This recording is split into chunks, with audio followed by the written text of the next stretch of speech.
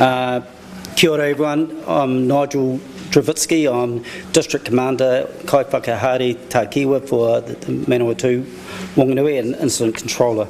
I'm pleased to be able to tell you there's been a significant improvement in the situation today thanks to the weather and as a result of the hard work of our air and ground by our firefighters and pilots. Firefighters are currently concentrating on reinforcing the containment lines on the flanks of the fire. We have aircraft available that will use them when we need them, but the focus is now on hard physical work on the ground, and we expect to be on here for several days. 8 crews of fire and emergency firefighters from Wellington, Hawke's Bay are on the ground today, alongside 7 crews from the Department of Conservation and additional volunteer firefighters from the Central Plateau Brigades. Many of our local volunteer firefighters have come forward today, as they did over the weekend. It's their whenua and they take pride and stake in protecting it. I'm pleased to say there is an improvement in the situation, which means today we're able to let the evacuated residents return home. For now, it will be residents only. That means people who run businesses from their properties cannot have clients or customers on site. We understand that it places a strain on some businesses, but we will reassess the situation again tomorrow. I also acknowledge the impact that this fire is having on iwi and the conservation estate, as well as the community visitors and those who draw on the Tongariro National Park as their livelihood. We're working closely with the Department of Conservation, Tū Wharetoa, Police, Civil Defence, Ruapau District Council and Horizons. This is indeed a community effort. We are in constant discussion with all our partners about the next steps and how we will eventually transition management of this whenua back to its custodians, iwi and DOC. To be clear, we expect to be firefighting here for several days. There'll be lots of hard physical mop-up that is required, so it's still an active fire ground. Contingencies are in place in case the less rain is forecast, but we will be here as long as we are needed. Thank you. I'll pass over to Damien Coots from Department of Conservation. Kia ora. Damien Coots is my name. I'll just move into mic. Kia ora. Kia ora koutou. Damien Coots is my name. I'm the Regional Director for Department of Conservation for Central North Island region. So we're here hand in hand with FENZ, with Civil Defence, with iwi and police in this event. Yesterday was a tough day for us, but today feels a bit better. Yesterday we lost 2,800 hectares approximately of Tongariro National Park. We've had crews in there today on the ground. We've got roughly 50 of our DOC staff in there alongside roughly the same number of FENZ and firefighters. They're on the ground. We've had our ecologists and our iwi representatives lay out fire breaks so that we can try and do as little damage as possible while we try and get this fire out. It's too early to know because we're only just getting crews in there exactly what the impacts will be from a biodiversity point of view. But what we do know and what's pretty amazing is our teams yesterday worked shoulder to shoulder and they protected Mangatapopo Road End and all of the cultural installations that have gone in there alongside Ngāti Kairo, and they protected Mangatapopo Hut. So we're in an incredibly fortunate position from a recreation point of view to have saved many of our visitor assets, but the impact on biodiversity is going to be significant. As I say, when we get teams in over the coming weeks, we'll be able to understand that more, but it's still pretty early in that journey. We do acknowledge there's been a huge impact on people that have had to be displaced, including visitors and residents in Whakapapa village.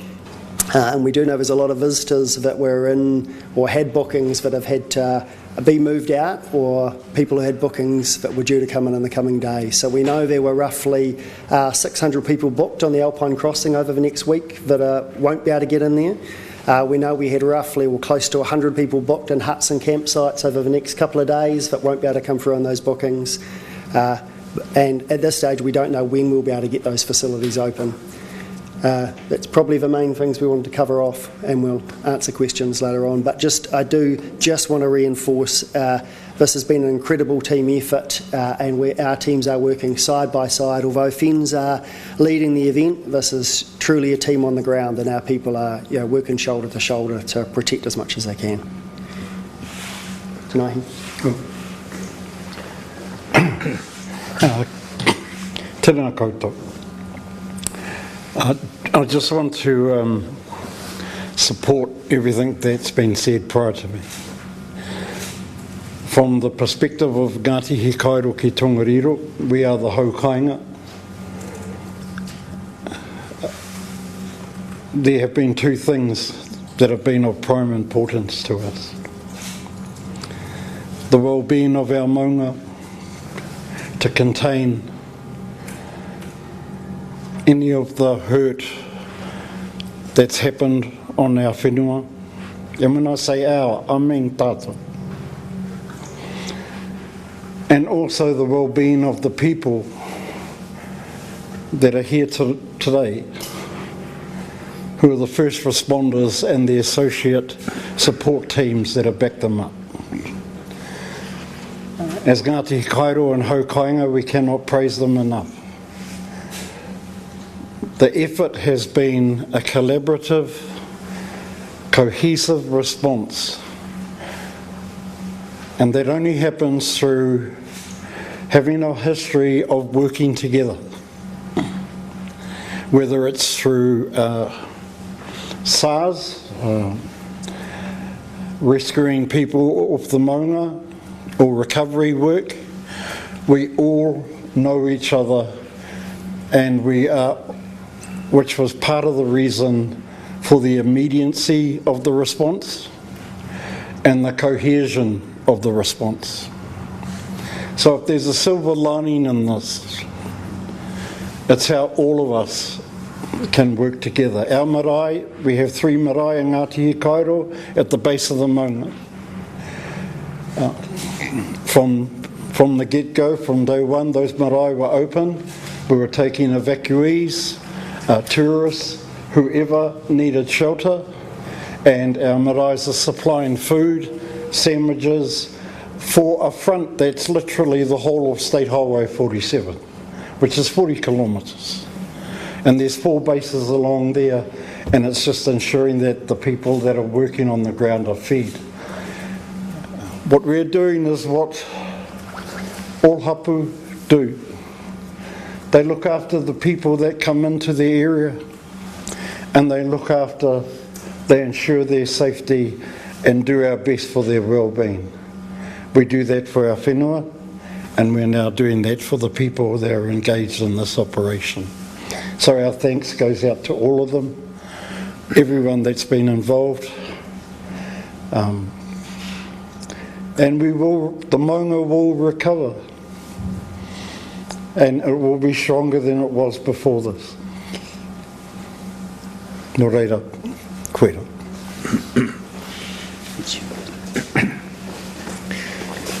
Good afternoon. I'm Western Curtin Mayor of Ruapehu District Council, and on behalf of the Ruapehu Council I just want to extend my heartfelt thanks to all the agency, all the people that are connected with this tragedy that we've had in our district. It comes on top of 1 or 2 incidents we've had in recent years and months, and that is flooding, and I recall the eruption in 1995, so it's in parallel with that extent. I just want to say though, we did reach out to central government, and Mark Mitchell has been here, Tama Potak has been here. We want to thank them for taking an interest and actually being involved directly. Also FENZ for the leadership and the working with all the other agencies to ensure that our community is safe and that they are cared for. It has been a stressful few days for our community, of course.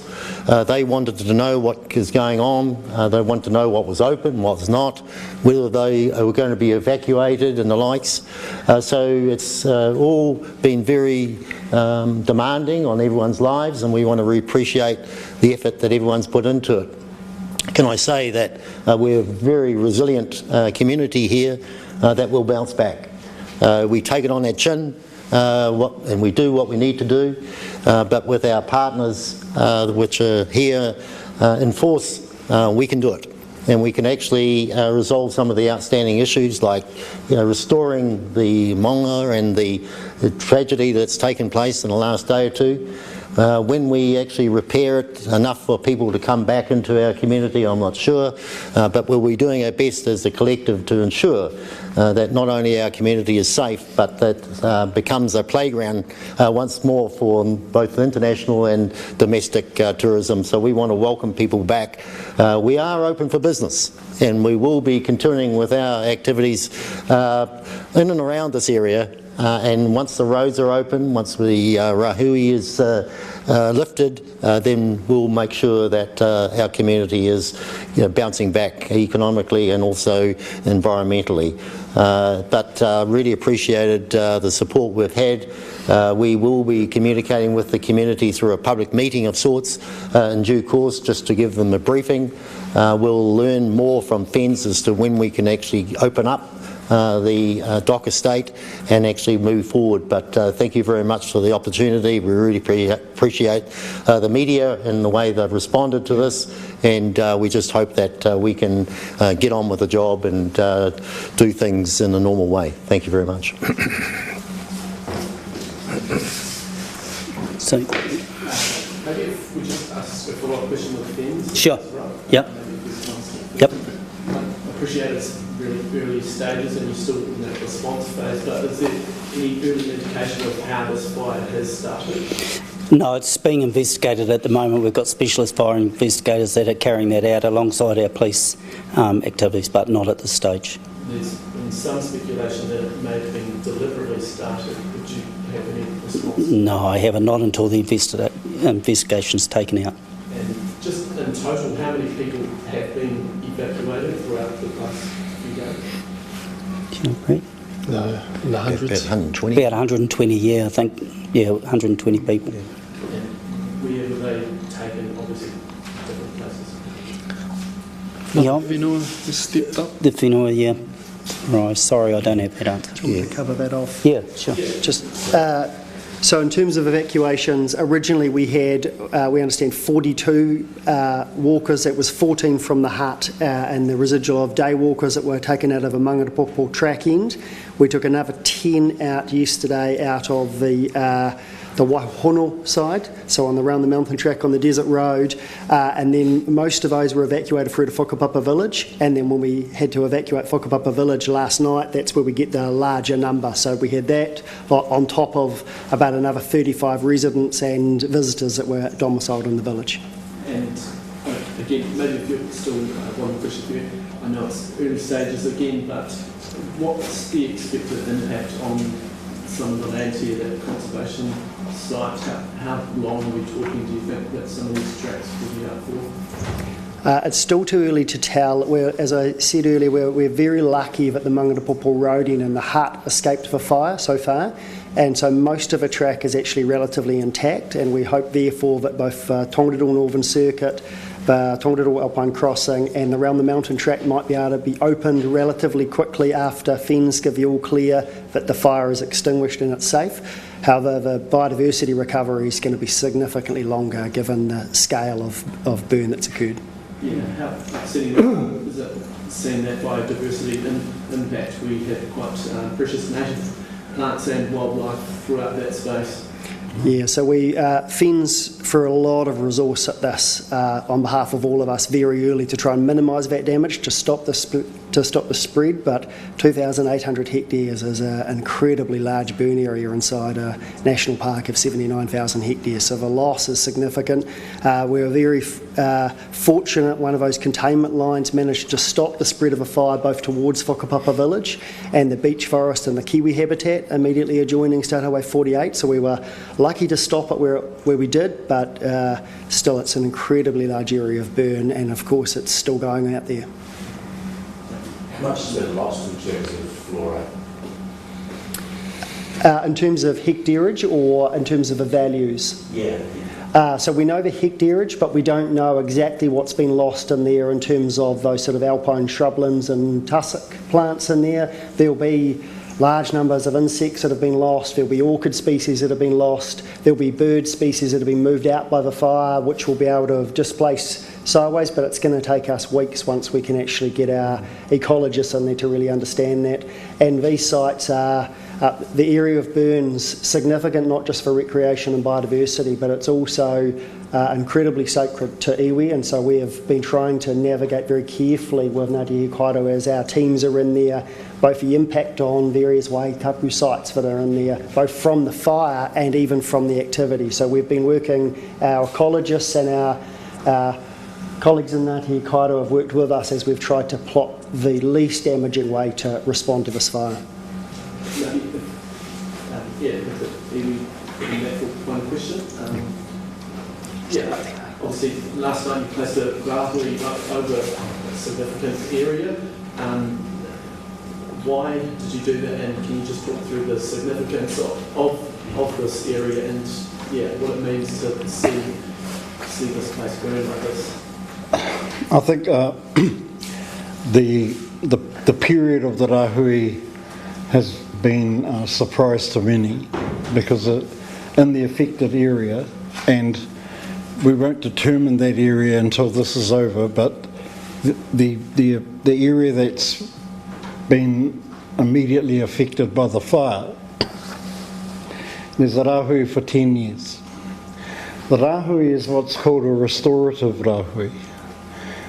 It's not one if there's been a tragedy, it's different. A restorative rahui allows people who are part of the restoration of Tongariro in that area to operate freely within that area. It just prohibits that area from being part of the commerce of Tongariro for the time being until the restoration is fulfilled. We said 10 years. Our greatest nightmare is, as you drive on State Highway 47, you'll see by the side of the road these wonderful yellow flowers that are blooming from a plant called broom. There's also blackberry and gorse. We do not want, it forces a focus on the restoration. We do not want 1,800, 2,000 hectares of what is world heritage to be covered in broom, gorse and blackberry, and by then it goes into the too hard basket. So we want the restoration to be an immediate response. There are some things that are symbolic. They're almost a paradox. They are a paradox. One of those things is that there's a guardian for that area that's represented in a pou called Tongariro. Ngāti Kairo put that pou there to protect the visitors that go on and to protect the land. You may say, well, Tongariro didn't do that good a job. However, there's always a silver lining. The area where Tongariro is still green, and Tongariro is untouched, and the fire is all around it. Tongariro gives us a focus to restore that land. All of us, Aotearoa, to restore it to what it was. That land was, the introduction of heather was not a good thing for Tongariro.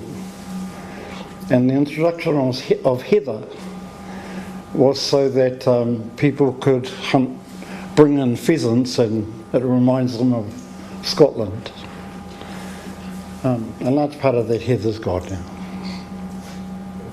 I might just ask Finn's Sure. and one thing to put a figure on it, but how contained is the fire now? Obviously you've had a lot of outlook with rain. Yeah. Do you imagine aerial assault will continue? Yeah, so at the moment the head of the fire, or the front of the fire, is actually extinguished, and what we've got is two sides of the fire, and they're called flanks. And we've got alongside the dock crews, and the crews are working behind dozers to go along those and establish containment lines which go about 30 metres into the black, which means that gives us some assurance that those containment lines will work. There was a figure of 20% contained. We haven't been able to validate that because we haven't been able to get in the air so far today. But in what we have observed, there's a significant decrease in active fire activity. Yeah. And I guess it might be possible tomorrow to be able to fully have a look from the aerials. Yeah, well, as soon as this cloud lifts and we can get, we will start some area. We've gone from probably what would be classed an offensive aerial attack to a more offensive ground attack. So we're doing a lot more groundworks, but we will still supplement that with aerial support. So yeah, we'll be in there, and like I say, it will be a long duration. Thank you, Nigel. We've got time for one more question. How much did the mist help, the rain help today? Certainly helps because it brings all those indices down to a point, and of course any rain is good. But there's a number of factors, like there's no wind. Wind plays a huge role in this. A lot of the species that was flammable to burn also absorbs moisture really quickly, so it's sort of a double-edged sword there. So yeah, it's certainly been beneficial. We're looking at the long-term forecast. There might be a little bit future, but it certainly has helped us. Can I just say one quick one? Sure. Whakatara residents are going home today. Do you know when businesses then could operate? Could be tomorrow? We're going to review that tomorrow. We'll review it as within 24 hours. So, 24 hours. Yeah. And sorry, just some of the roads that are still currently closed, you could imagine they'll be closed at all. Yep, we've got police checkpoints 24/7 on 47-48 intersection and on 47-46 as well. They're there to support mana whenua. We want to welcome back home haukaina so they can return to their whare, but that's residents only. And so the police will be on those checkpoints to make sure it's residents only returning home to look after their land and their buildings. And so those roads might be closed for... Same, we'll reassess in 24 hours, make an assessment around the fire, and police are here to support fire in that respect, and the mayor and the communities. Cool. Thank you. Make a gap so you can capture. Thank you.